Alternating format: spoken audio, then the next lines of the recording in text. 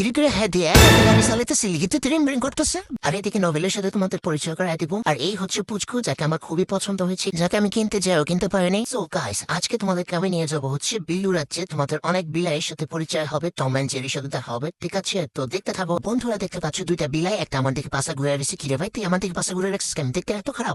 তোর সাথে কোনো কথা নাই। তারপরে এই যে আমি বিউটিফুল বিড়ালের কাছে চলে আসলাম, সে অনেক বিউটিফুল। আমি আমার নায়ককে খুঁজতে শুরু করলাম যে আমাকে বিড়ালটা কিনে দাও। না, সে কিনে দিবে না, নায়ক অনেক পচা। তারপর আমি উদাসীন হয়ে অন্যদিকে চলে আসি এই বিড়ালটাকে রেখে। কানতে কানতে অন্যদিকে এসে দেখি, ওরে আল্লাহ, এইটা কি বিলাই এমন সাদা হয় কেমনে? এত সাদা হয় কেমনে? এত সুন্দর হয় কেমনে? যাই হোক, ওর নাম হচ্ছে নোবেল।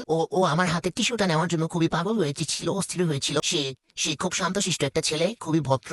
এরপর সে দেখতে পেলাম একটা কাল্লু আর ব্রাউনি, ঠিক আছে? তারপরে এই যে এই পুচকুটা, ভাই আমি এটা নেওয়ার জন্য পুরো পাগল হয়েছিলাম, কিন্তু আমার জামা এটা কিনা দেয় না।